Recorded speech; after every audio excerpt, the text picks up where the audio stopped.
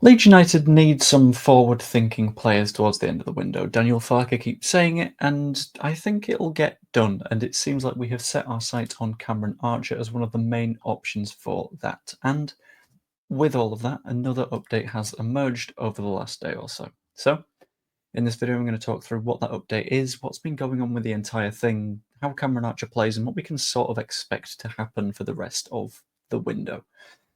So, basically, Leeds are expected to make another bid for Cameron Archer. And before I dive into all of it, just pop a subscribe on the channel. That'd be lovely. Thank you. The reports are saying multiple different things, and I did a live stream yesterday about everything that was going on at the time. So there was a bit of a conversation around Matt Target and stuff about Cameron Archer at the same time. A very weird bit of conversation going on. And it turned out that both of them we were very interested in, but also we weren't bidding for one of them, and we maybe weren't for the other. It was very confusing. But we do have some journalists that are fairly reliable saying multiple things at the moment. So, for example, Ben Jacobs, who is typically fairly on point, has said that Leeds are certainly interested in making a move for Cameron Archer. If he does become available, we will absolutely be all over that.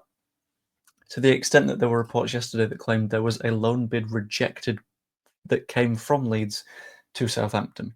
We went up to them, said, look, Cameron Archer, he's not really starting for you that much. Is he okay to come to Leeds? And seemingly they said, nah, which isn't ideal. Not a perfect world to be in. But Adam Pope, working for the BBC, one of Leeds United's most reliable reporters, has stated that Archer himself is keen on making the move, which adds another little layer of complexity to this. If the player wants to go, because let's be honest, he's going to want to play a little bit more football, would likely get the opportunity to do so here. I'll get into why in a little bit more detail later on. You can understand it, and maybe he sees a little bit more of a foundation for Premier League football here as well. All of this is sort of added up, and there are some of the less consistently accurate outlets stating that there is another bid ready to go for Cameron Archer, specifically of £15 million. Now, this is a number that isn't repeated absolutely everywhere. I think it's come from Southampton signed him for 15 million quid, so they're going, well, let's assume Leeds would need that in order to get Cameron Archer.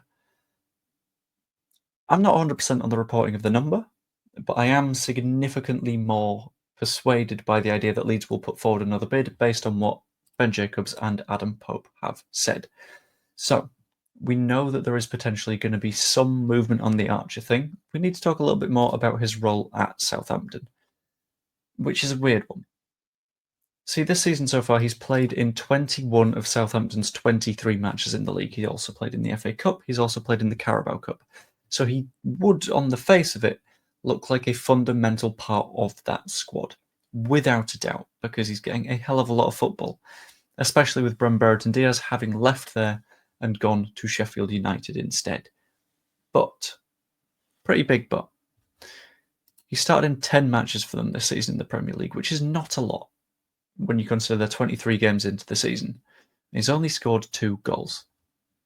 Now, Southampton themselves are not in a very comfortable position. I'm going to take a very quick look at the Premier League table, see how many they've scored this season. 16. So they're not a team that are scoring many goals. And Cameron Archer is seemingly not contributing very much to that. But then again, it's very, very hard to blame him. The team around him is not creating anything in terms of chances, and the defence is horrific. They've conceded 53 times this season already, 3 times as many as the goals they have scored per game, which is a bad place to be. But you're looking at all of this and you're thinking, well, Cameron Archer is very clearly not a particularly good footballer in this case, because week in, week out, his team is getting pumped and he's not even getting into it. But you need to consider he's currently in the Premier League, and we need to consider where we are right now. Because Cameron Archer in the Championship is a unique beast of a player. He is genuinely far better than the Championship level. Looking through his numbers, and I had them somewhere. There we go. When he's been playing in the Championship, he has played a grand total of 40 games of football, in which he's played the equivalent of 35-90. So coming off, coming on, being rotational, that sort of stuff. He's played the equivalent of 35 games of football in the Championship, in which the man has scored 18 times and gotten a further 7 assists. So per 90, he's getting 0.75 goals or assists. That means if you play him for 4 matches, odds are you're getting 3 goals and assists combined, which is ridiculous. And this was in a Borough side that didn't get promoted. And this was in a Preston side that didn't get promoted. Pulling those numbers for sides that aren't really in the conversation to go up, never mind actually going up, is ridiculous. For me, he is too good for the Championship. But he's a little bit unproven in the Premier League. So that sort of tars my opinion on the move, because we've got to be completely honest here. Looking at everything he has done at Championship level so far, he's a very, very useful player to push us forward in the Championship. He is exactly what we need. He is the different profile to Joel Piroe. Piroe is that relatively static centre forward who will arrive fairly late, and if you get him a chance in the perfect position, he'll score it. But you need to bring him into the game. Whereas Cameron Archer is the kind of player that will bring the game to him. He is quick, he is pressing, he is mobile, and he can often create chances for himself in the Championship. And yeah, he might not be as efficient a finisher as Joel Piroe, but for me, he will create enough opportunities to offset that sort of lessening in the finishing and be a genuine improvement to the squad and provide a little bit more than Mateo Joseph is at the minute, because I think we're leaning a little bit too hard on Joseph. Because we need to remember he's still very young, has very little experience, and Archer can fill in that gap really effectively. Although, I've got to admit, I'm unsure about Archer as a long-term option. Because if we get promoted and we've signed him permanently, we don't exactly know how he's going to do in the Premier League. Maybe our system works perfectly for him. But looking at his time in the Premier League until now, he has played, let's have a look, an equivalent of 31 31 starts, the equivalent of 33 90s, and he scored 6. So if he thrives under Daniel Farke, that'd be great. But there's a big risk in Archer, and that's what we need to be aware of. Paying £15 million plus would feel like a hell of a lot of money to put into him. So the ideal world for me is we sign him initially on a loan, and we have the option to buy him if we want. Not an obligation, not if you get promoted you need to sign him, an option.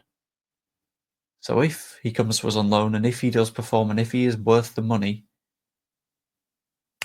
we can just make it happen like that. But if he doesn't perform, then we've had him on loan. Great, we've given you a go. Maybe you don't stay for the long term. And that gives us the flexibility, gives us the option, and make sure we're not tied into a post-promotion deal that won't work for us like we were with Augustin.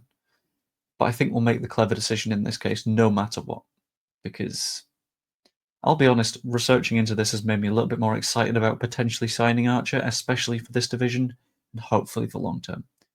But at the end of the day, that is just what I think. As always, let me know what you think in the comments down below. Let me know what you thought about the thumbnail. I tried a new little font thing. I thought I'd give it a go.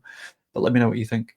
Hope you enjoyed the video. If you did, like, subscribe, become a channel member, and I will see you later. Toodaloo. Oh, and I'll be doing a Cardiff City preview a bit later. Whether that's a video tomorrow or a live stream later today, I don't know, but we'll see. Toodaloo.